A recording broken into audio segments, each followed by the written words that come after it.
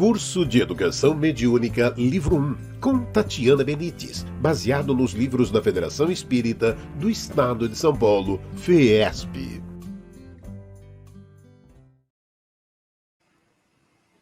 Olá, seja muito bem-vinda a mais uma aula do nosso curso de Educação Mediúnica, primeiro livro, lembrando que são 2. E nós estamos na nossa aula 10, que são 24 aulas. Essa é a nossa aula 10 e a gente vai falar do papel dos médiuns nas comunicações. Antes de começar o nosso conteúdo, lembrando que aqui a gente faz só a aula teórica. A aula prática tem que ser feita dentro de um centro espírita. Então, façam uma inscrição num curso de educação mediúnica de algum centro para praticar também. Bom, a 10ª aula tem o título O papel dos médiuns nas comunicações. Demonstrada pelo raciocínio e pelos fatos a existência dos espíritos e a possibilidade de agirem sobre a matéria, devemos agora saber como se efetua essa operação e como eles agem para mover as mesas e outros corpos inertes. Isso está no Livro dos Médiuns, segunda parte, capítulo 4, item 72. Quando se conhece a natureza dos espíritos, as propriedades semimateriais do perispírito, a ação mecânica que podem exercer sobre a matéria, a atuação deles nas aparições, como no caso das mãos fluídicas e até mesmo tangíveis, que pegam objetos e os carregam, fica sempre a pergunta: qual a necessidade de médiuns? O espírito não poderia agir sozinho? Kardec consultou os espíritos e as explicações foram dadas pelo espírito São Luís. Como um espírito pode mover um corpo sólido?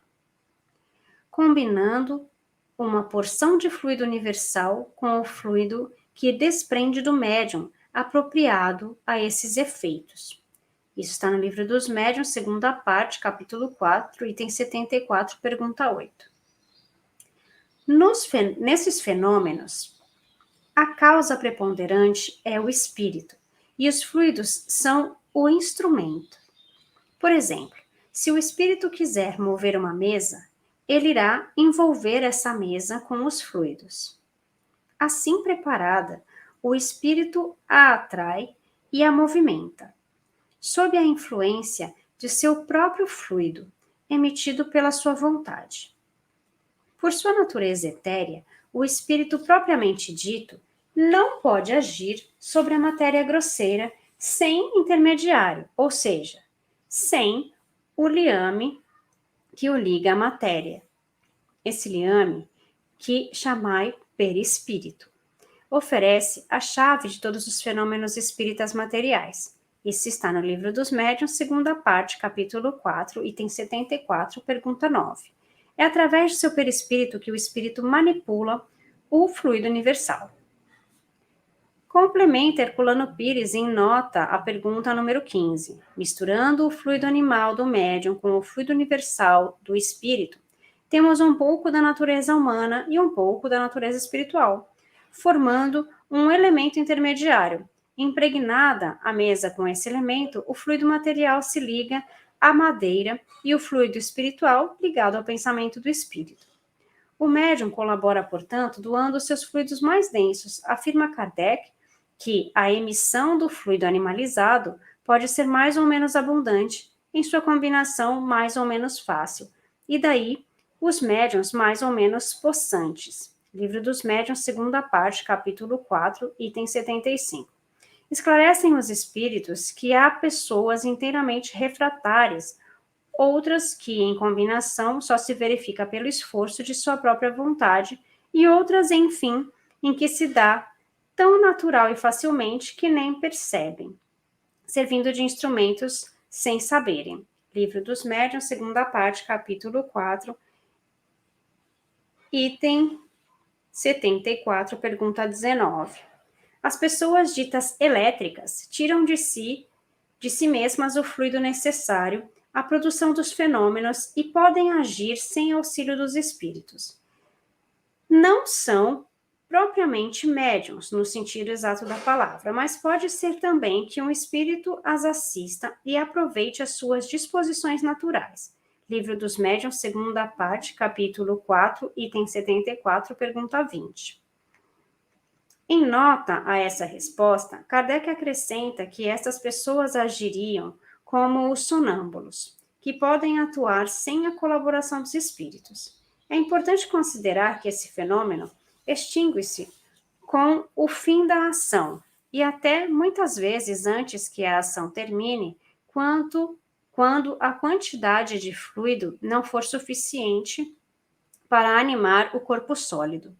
No exemplo da mesa, Herculano Pires coloca que isto explica as interrupções inesperadas de comunicações. A falta de fluido faz com que a mesa cesse o movimento, como se o espírito comunicante se houvesse ausentado. Isso é uma nota que ele coloca, a pergunta 14 do item 74. É necessário lembrar também que os espíritos superiores não se ocupam em produzir esses efeitos. Eles possuem a força moral e que, quando necessitam provocar esses efeitos físicos, se servem dos espíritos inferiores, como os homens se servem de carregadores. Observa Kardec que a densidade do perispírito varia de acordo com a natureza dos mundos e, segundo os indivíduos, nos seres moralmente adiantados, é mais sutil que nos inferiores. É mais próxima da matéria. Essa densidade do perispírito estabelece maior afinidade com a matéria e torna os espíritos menos evoluídos, mais aptos para manifestações físicas. Bom, é muito parecido com o que a gente falou na aula passada, né? Na aula 9, aliás, tem até umas frases iguais aqui, acho que até isso eles já modificaram isso nesses novos livros da Federação, da FESP. Esse livro é velho, né, gente? Vocês sabem que é da época que eu estudei, né? Ou seja, 2002, por ali. Então, o que é importante a gente ver aqui, né? A gente já falou disso na aula passada, mas as pessoas elétricas que eles falam é quando a pessoa pega da energia dela e manifesta alguma coisa, né? Ou seja, é a energia dela, não é a energia de um espírito. Não, a gente não pode considerar essa pessoa médium, tá? Quando só é médium quando ela manifesta a energia, né, manifesta a comunicação de um espírito. Se ela não manifesta a comunicação de um espírito, ela não está sendo médium, porque médium é aquele que está no meio entre uma coisa e outra. Então, ela está manifestando a energia dela, tá? Então, não é médium, é a energia elétrica, ela pode mover algumas coisas, ela pode mover com a energia dela. Então, não existe nenhum fenômeno mediúnico aí. Uma outra coisa também que é importante a gente pontuar é que espíritos superiores não vão colocar medo na gente. Espíritos superiores não vão ficar fazendo esse tipo de manifestação material, porque eles estão mais preocupados em auxiliar-nos em outras coisas. Antigamente, tinham muitas manifestações espirituais porque eles precisavam se dar a conhecer. Então, foi um processo. Hoje em dia, os espíritos preocupados em manifestar-se materialmente, eles são espíritos que não são tão evoluídos. E quando os espíritos superiores necessitam que algo assim ocorra, eles vão se utilizar de espíritos que estão numa condição mais inferior que a deles, né? Bom, parte 2.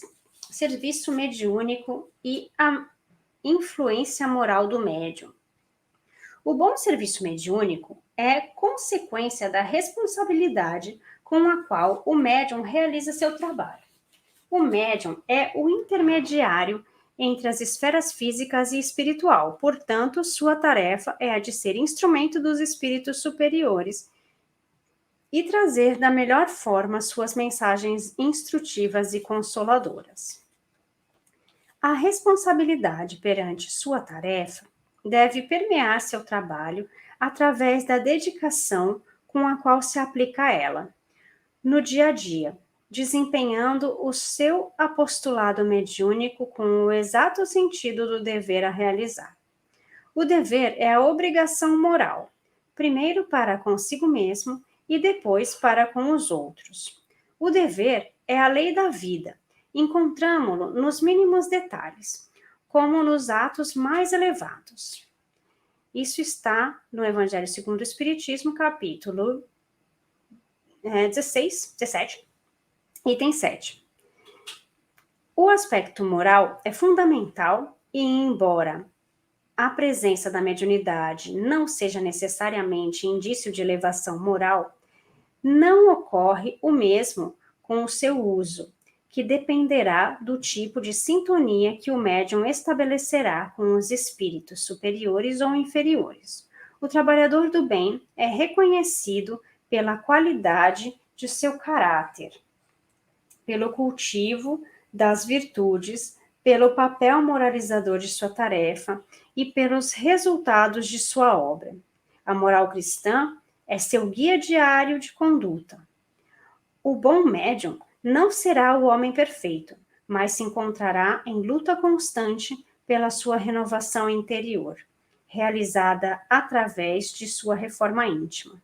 Reconhece-se o verdadeiro espírita pela sua transformação moral e pelos esforços que faz para dominar suas más inclinações. Isso está no Evangelho segundo o Espiritismo, capítulo 17, item 4. O médium cristão será aquele cujo coração já foi tocado pelo amor ao próximo e o estará praticando através da caridade e da solidariedade com os aflitos e necessitados. O esclarecimento, promovido pelas leituras e estudos da obra de Kardec, propicia a real consciência dos processos mediúnicos, de suas modalidades, das particularidades de seu desenvolvimento, da responsabilidade de sua prática e dá condições para que o médium conheça a sua própria sensibilidade mediúnica. O apóstolo João nos legou uma advertência importante. Caríssimos, não acrediteis em qualquer espírito, mas examinai os espíritos para ver se são de Deus, pois muitos falsos profetas vieram ao mundo. Primeira Epístola de João, capítulo 4, versículo 1. A prática mediúnica, alicerçada na seriedade e na fidelidade cristã, conduz o médium a afastar-se de reuniões levianas e a frequentar apenas reuniões sérias e instrutivas, tanto no sentido doutrinário quanto no evangélico. A disciplina e a ordem também são essenciais para obter a colaboração da espiritualidade superior. A responsabilidade necessária ao serviço mediúnico também envolve a devida preparação perante o trabalho. Leituras edificantes, abstenção de pensamentos e atos impróprios, autocontrole emocional, evitar abusos em atividades físicas ou alimentares de toda a espécie, abandono de vícios que deterioram seu organismo, a disciplina de horários, a meditação e a prece são pré-requisitos para que o médium desempenhe da melhor forma o seu mediunato. Acima de tudo, o médium deve estar convencido da necessidade de servir ao próximo, levando a esperança e o consolo através do influxo da esfera superior e do correto embasamento cristão, com a humildade suficiente para colaborar sem impor-se e com a determinação voltada à realização de sua tarefa, eliminando obstáculos e dificuldades de toda ordem. E assim a gente termina aqui a nossa 10ª aula. Olha só que importante essa questão do serviço mediúnico e a influência moral do médium, né? Não adianta, já falei isso na aula passada, você dar muitas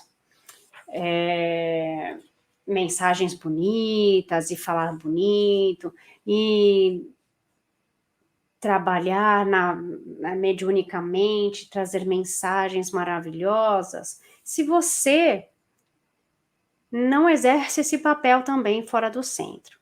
Mesmo porque os espíritos que nós atraímos também estão de acordo com a nossa moral, né?